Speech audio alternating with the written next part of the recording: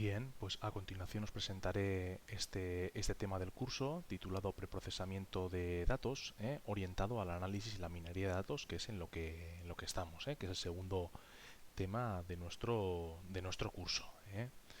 Bueno, me gusta esta imagen que trata de reflejar lo que es el pipeline o el flujo de lo que es un clásico proceso de análisis o de minería de datos, en el cual uno empieza a partir de los datos en crudo que tiene. Quizás todos ellos no son necesarios o útiles para el análisis que tiene en mente, por lo cual realiza una selección, se queda con unos datos objetivo. Luego, posteriormente, aquí viene el tema en concreto del que hablaremos hoy. A continuación, esos datos quizás tiene que preprocesarlos, hacerles unas tareas de preproceso, antes de quizás de hacer una transformación final, y posteriormente viene la parte clásica de lo que es la construcción de modelos, ¿no? Quizás la parte que más nos gusta o que más nos atrae del análisis de datos o construcción de esos modelos que se interpretan, se evalúan, ya los evaluamos nosotros los humanos, a ver si finalmente hemos llegado a esa parte final o a ese resultado final del conocimiento o del knowledge, teniendo en cuenta dónde hemos partido, ¿no? De los datos en crudo. Y bueno, pues este flujo, pues bueno, sí que tiene, refleja una interesante intuición de lo que puede ser un flujo clásico de análisis de datos, ¿no? Bien, ya centrándonos en el tema del preprocesamiento, pues bueno, la experiencia nos dice a los que trabajamos en este campo que aunque a menudo no le damos la importancia quizás suficiente, sí que una adecuada preparación de los datos es clave para un éxito posterior. Y bueno, fijaros en este pantallazo que os he puesto acerca bueno, en su momento el que era jefe de analista de datos de Yahoo, de Usama Fayyad, y que bueno, aquí lo que comentaba él, ¿no? Como diciendo, bueno, todos estamos muy preocupados por los algoritmos que finalmente utilizaremos, ¿no? Qué tipo de clasificador, una red bayesiana, una red neuronal, sea lo que sea, pero muchos de nosotros sabemos que en la práctica diaria mucha parte del trabajo que hacemos en el análisis y tratamiento de los datos es preprocesamiento de estos datos, y así pues comenta como en proyectos reales de análisis de datos un 70-80% del tiempo se invierte en esas cuestiones de tareas de preprocesamiento de datos. Y luego es muy común que luego también cuando reflejamos en distintos artículos o publicaciones científicas, mira, este algoritmo mío necesitó estos tiempos de cómputo, en cambio este otro necesitó estos tiempos de cómputo, no reflejamos todos estos tiempos de CPUs previos necesarios en el preproceso cuando estamos viendo todo lo que ocupan y lo que conllevan en proyectos reales, ¿no? Y bueno, el resumen de las transparencias de ese tema es el siguiente. Primero hablaremos brevemente sobre la adquisición de los datos, luego os hablaré qué es para mí el concepto de los metadatos o la necesidad de definir previamente las variables, normalización de variables numéricas, tratando con valores perdidos, discretización de variables numéricas y para acabar otros filtros, ¿no? En el análisis de datos, ¿no? Bueno, sobre la adquisición de los datos, ¿no? Es muy clásico, pues que bueno, ¿no? Que los datos originales de los cuales parte estén en algún entorno de base de datos clásica, SQL o DBC, una MongoDB, ¿no? En entornos no SQL, sea lo que fuere, ¿no?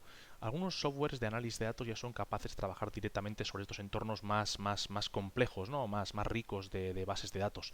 Pero hay que tener en cuenta que la mayoría de softwares de análisis de datos, el trabajo clásico es sobre un fichero en formato plano, plano de análisis de datos, donde el clásico esquema es en las filas nos vienen representadas nos vienen representadas los casos, y en las distintas columnas vienen las distintas variables de nuestro problema, ¿no? ¿eh? Pero bueno, es un entorno clásico en el cual nos encontraremos con un formato plano de datos, ¿no? Lo que os comento, ¿no? Luego esas variables pueden estar separadas bien por columnas, por tabuladores, por comas. Es muy típico el esquema, el formato de CSV, de Comma Separated Values, que es posible que a muchos de vosotros suene de Excel o de Calc.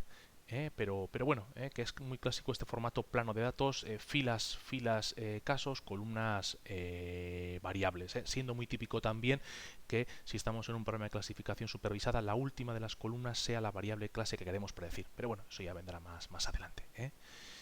Es muy típico este formato CSV en el cual se manejan programas como Excel o Calc. Es muy útil, y el Excel o programas como el Calc no son muy útiles para hacer las transformaciones necesarias, aunque también tener en cuenta que muchos softwares ya tienen comandos especiales de lectura para hacer lecturas de los ficheros de casos en formato plano, como R, por ejemplo. Aquí os comento un comando clásico de R, que es readtable. Y bueno, también tener en cuenta que ya otros lenguajes de alto nivel, como Perl o Python, están preparados y están muy orientados para el preprocesamiento de texto, ¿no? Bueno, sobre lo que os comentaba de los metadatos, ¿no? Es muy típico de que antes de que comiencen, y fijaros en el pantallazo que os he puesto en la parte baja derecha, ¿no? Es muy típico de que antes de que empiecen los casos como tal de nuestro problema, previamente sea necesaria una definición de los distintos campos o variables de nuestro problema, ¿no? Aquí lo estáis viendo en la parte alta de este pantallazo que os he puesto, ¿no? En estos metadatos, o en este diccionario, es clásico definir los distintos inputs o variables de nuestro fichero de entrenamiento, diciendo de qué tipo son. Si nos referimos a variables numéricas perdón, nominales o categóricas, quiero decir variables que sean como los colores, ¿no? Variables en los cuales no hay concepto de distancia, o por otro lado pudieran ser variables ordinales y numéricas. Deberíamos definirlas. Y luego también, pues lo que os comento, ¿no? En este diccionario también es muy típico, pues definir la variable que queremos predecir. ¿Cuál es la variable que queremos predecir si es que estamos en un programa de clasificación supervisada? El output, ¿no? También puede ser que haya una variable especial, en este caso un identificador, un auxiliar para identificar cada caso. Y lo que os comentaba, ¿no? Sobre todo, este diccionario sirve para al programa de análisis de datos fijarle cada variable de qué tipo es. Si estamos ante variables nominales categóricas, o por otro lado estamos ante variables ordinales numéricas. ¿De acuerdo? Bueno, el primer filtro del que os hablaré, sobre el normalizar variables numéricas. Pues es necesario que al computar distancias entre pares de casos que tenemos, uno se haga esta pregunta: ¿están todas las variables numéricas con las que estamos computando las distancias? Porque claro, las distancias que computamos en una variable las sumamos respecto a las distancias que estamos computando en la segunda variable, en la tercera, en la cuarta. Bien, pero esa suma tiene sentido teniendo en cuenta que todas las variables numéricas están en el mismo rango de valores. Entonces, bueno, pues es necesario, si trabajamos con clasificadores, por ejemplo, como el del vecino más próximo, el del KNN, que trabajan con conceptos de distancias, pues es necesario previamente normalizar estas variables numéricas al intervalo 0,1, para luego posteriormente sea ecuánime o sea homogénea esa suma entre las distancias en cada una de las dimensiones o variables. Muchos softwares de análisis de datos ya realizan esta normalización de las variables de manera automática, sin que nosotros se lo digamos, cuando estamos aplicando alguna técnica que se basa en este concepto de distancias. Bien, del segundo filtro del que también os quiero hablar son una pregunta clásica en análisis de datos, ¿no? Muchas veces nos encontramos con datos perdidos en nuestro fichero de casos, sea por lo que fuere, ¿no? Datos perdidos que nos aparecen en distintos formatos, ¿no? Uno puede encontrarse con un campo vacío, con un cero, un punto, un nota valuable, un interrogante. Lo más típico es un interrogante. Bueno, primero, la necesidad de estandarizar cómo vamos a reflejar un valor perdido en nuestro fichero de casos. Y luego, finalmente, bueno, ¿qué podemos hacer con este valor perdido, ¿no? Pues bueno, hay una amplia disciplina y literatura en todo lo que es el análisis de datos para poder tratarlo, ¿no? Algunas ideas sencillas, ¿no? Aquí os comento 4 o 5 ideas sencillas, ¿no? Bueno, uno de primeras puede decir: mira, pues oye, pues los casos que tienen valores perdidos, pues los ignoramos y no los utilizamos para análisis. Bueno, hay cositas bastante más avanzadas hoy en día ya en el análisis de datos, ¿no? Por otro lado, también se podría el valor perdido tratar como un valor aparte. Bueno, no es estos dos, tanto la aproximación anterior como esta, no son las habituales, sino la solución o la contribución más clásica es imputar el valor perdido, si la variable está en la que está el valor perdido es numérica, imputarlo con la media, o por otro lado, si la variable en la cual está el valor perdido, imputarlo con la moda de esa variable. Me explico, con la media o con la moda de los casos que no, de los campos que obviamente pues que tienen un valor y que no están perdidos, ¿no? Bueno, una posibilidad es hacer esta imputación teniendo en cuenta la variable clase de nuestro problema. Si estamos en un problema de clasificación supervisada, pues bueno, fijaros en el ejemplo que os he puesto en la parte derecha, ¿no? Bueno, simplemente es una variable, nos encontramos en el quinto caso en la variable sepalWidth un valor perdido. Una posibilidad sería imputar la media de los 8 registros con valor no perdido en ese valor perdido, u otra posibilidad es decir, bueno, este quinto caso ¿de qué va? ¿De qué clase es? Bueno, es de la clase iris versicolor. Pues bueno, en este valor interrogante imputaré la media de aquellos casos que tienen el mismo valor de la variable clase que aquel en el que queremos imputar. Esto mismo, parece que he dicho algo muy complicado, pero ¿qué va? Sería imputar la media de 2,5, la media de 2,5, 2,9, pues ahí sería esta media, la media de 2,5, 2,9 es la que imputaríamos en este caso en el interrogante que tenemos ahí. Bueno, y por otro lado también tenemos hoy día técnicas más avanzadas que estas que os he comentado aquí de viva voz, y bueno, pues que es una disciplina también bien amplia, ¿no?, en el análisis de datos, ¿no? Bueno, otra técnica clásica de preprocesamiento y quizás la más utilizada es la discretización de variables numéricas. El objetivo sería reducir el número de valores de una variable numérica agrupándolos en un número fijo, no tiene por qué ser tampoco fijo, pero en un número concreto de intervalos. Y bueno, también es cierto que luego algunas técnicas de análisis de datos necesitan trabajar con variables que ya estén discretizadas y no pueden trabajar con variables numéricas. Pero bueno, la razón principal puede ser esa, ¿no? El querer trabajar con distintos, en vez de trabajar con la variable en su formato numérico con todos sus valores numéricos, agruparlos en un número concreto de intervalos.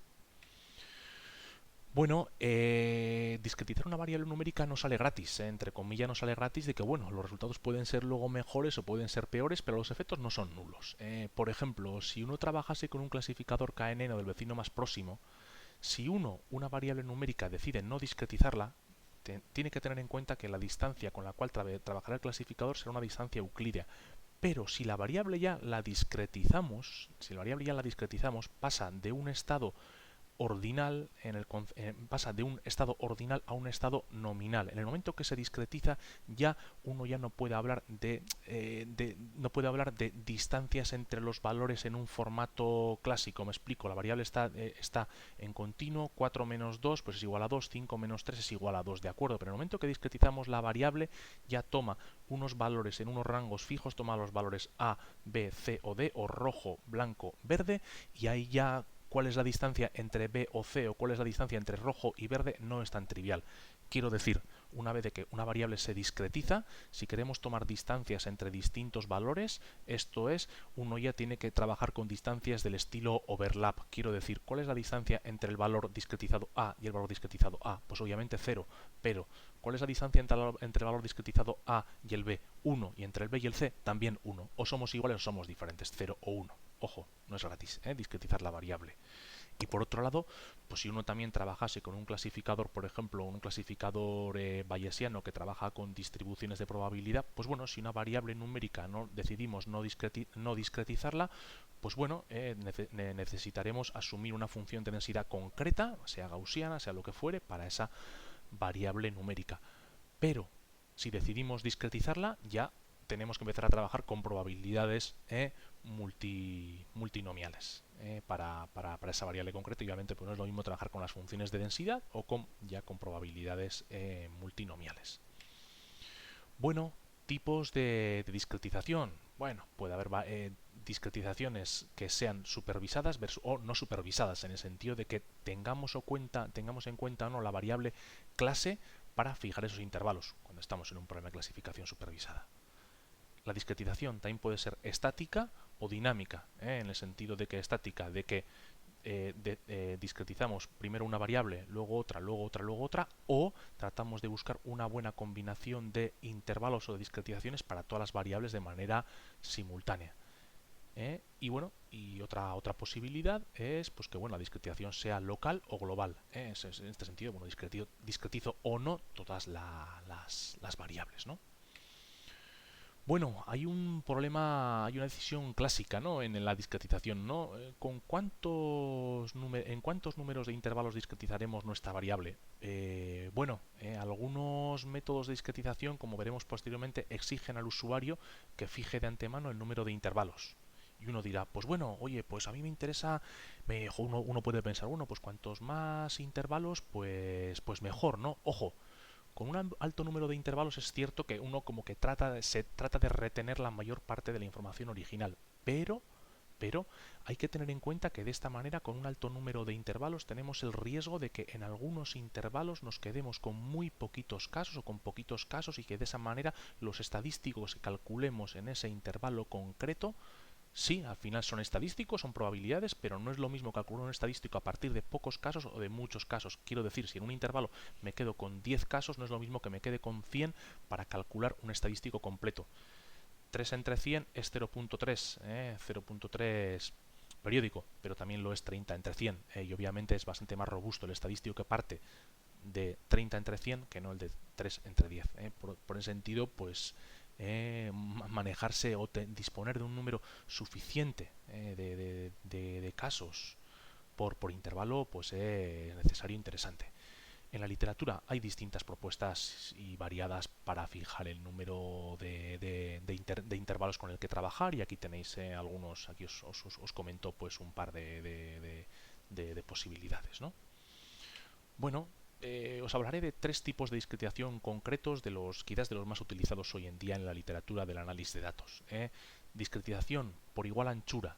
De lo que se trata es, teniendo en cuenta el valor máximo y mínimo de una variable, en este caso pensemos que la variable toma el valor máximo 85, el valor mínimo 64, valores numéricos, queremos discretizarla, pedirle al usuario en cuántos intervalos quiere discretizarla. En este caso nos dice el usuario pues que 7, y de lo que se trataría es de dividir ese intervalo que va del valor mínimo al máximo en 7 intervalos, de igual anchura respecto al rango, respecto a los valores de la variable, ¿no?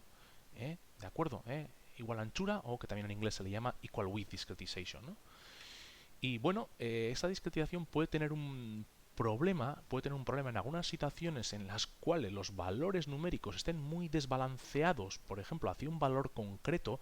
Es muy típico que después de discretizar la gran mayoría de los casos se nos agrupen en un valor concreto, en el primero, quizás en este ejemplo que os pongo, y luego el resto de valores ya discretizados sean muy poquitos y muy escasos en el resto de valores discretizados. Y este escenario ya, que se le llama un escenario pues desbalanceado en inglés de clumping, pues un escenario muy difícil de analizar y de modelar posteriormente, y que hay que tenerlo en cuenta.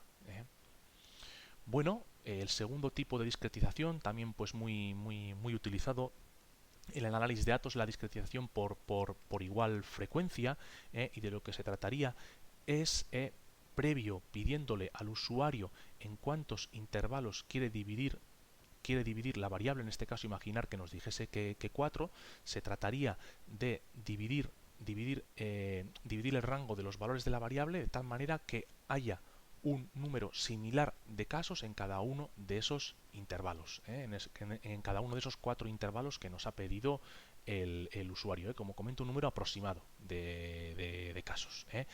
Esta discretización de equal frequency o igual frecuencia habitualmente es preferida o es más utilizada que la de igual anchura, quizás porque evita escenarios como los anteriores del clumping o del desbalanceo, y de esta manera, discretizando por igual frecuencia, nos garantizamos un número mínimo que pensamos que va a ser suficiente de casos por intervalo, y de tal manera que los estadísticos que calculemos posteriormente pues sean medianamente robustos, ¿no? Y bueno, acabaré con un tipo de discretización que es muy utilizada y muy reconocida cuando estamos en problemas de clasificación supervisada, y que bueno, la propusieron estos señores, Fayyad y Irani, ya por el año 1993, y no penséis que han surgido discretizaciones bastante mejores o ideas bastante mejores que esta para proponer una discretización en una variable teniendo en cuenta que estamos en un problema de clasificación supervisada. No voy a entrar en grandes detalles, no merece la pena, pero pensemos que trato de reflejar aquí en la primera fila de la imagen azul los valores de una variable concreta que queremos discretizar, 64, 65, así hasta 85, y en la segunda fila lo que trato de reflejar es de ese caso concreto a qué cuál es el valor de su variable clase, la cual es la que queremos predecir. En este caso, pues bueno, pensemos que el primer caso sea de clase yes, el segundo de clase no, el último de clase yes. Pues bueno, es lo que es muy interesante es lo que proponían estos señores es un algoritmo para fijar los intervalos de tal manera que la entropía, de tal manera que tratemos de minimizar la entropía de la variable clase que queremos predecir en cada uno de esos intervalos. Esto es, que en cada uno de los intervalos que fijemos, la mayoría de los casos sean de una clase, de una clase concreta. Fijaros en el segundo intervalo, pues no está nada mal, todos de la clase no. Tanto el primero como el segundo, pues bueno, ¿no? Tanto el primero como el último, pues ya veis, el último tiene 6 casos, de esos 5 son de clase yes, 1 de clase no, el primero de 5 casos, 1 es de clase no, 4 de clase yes. Le estamos facilitando bastante la vida al clasificador supervisado que venga posteriormente. Uno podría decir, joder, pues bueno, todavía lo que puedo apurar más todavía y hacer un intervalo concreto para el valor 65 y otro para el valor 80 y de tal manera que aquí me quede no con 3 sino con 5 intervalos y en cada uno de esos intervalos la distribución de la clase sea pura. ¿Me entendéis? Seguro que me entendéis el concepto de pura, ¿no? De un único valor clase en cada uno de esos intervalos. Bien, pero esto nos puede llevar clarísimamente a un escenario de sobreentrenamiento en que aprendemos un clasificador o un modelo muy específico para los datos que tenemos delante, pero posteriormente cuando vengan nuevos ya veremos. Bueno, una discretización muy interesante cuando trabajamos en entornos de clasificación supervisada y como os comento que facilita posteriormente la vida a un clasificador supervisado. Bueno, y para ir acabando, pues bueno, también nos encontramos en la literatura con una amplia variedad de filtros o distintas técnicas de preproceso de datos. Esas técnicas de preproceso bien se pueden aplicar sobre las variables, sobre las columnas, digamos, o sobre las filas, sobre los casos, pero bueno, en la literatura hay múltiples variedades de filtros de preproceso. Y bueno, dependiendo de los objetivos que tengamos del análisis, pues bueno, os marco aquí tres ejemplos más, como estandarizar variables numéricas, esto es que la variable se me quede con media cero y desviación estándar 1, o transformaciones de distintos tipos como variables de numéricas pasarlas a binarias, etcétera, etcétera, añadir ruido a variables, etcétera, etcétera, pero que bueno, hay una amplísima variedad de filtros que dependiendo los objetivos que tengamos, pues variarán y como os he comentado, os he comentado, en estas transparencias lo que os he tratado de reflejar son los principales filtros a mi entender más utilizados, lo que os he hablado, ¿no? Normalización, tratamiento de valores perdidos, discretización. ¿De acuerdo? Pues bueno, hasta aquí.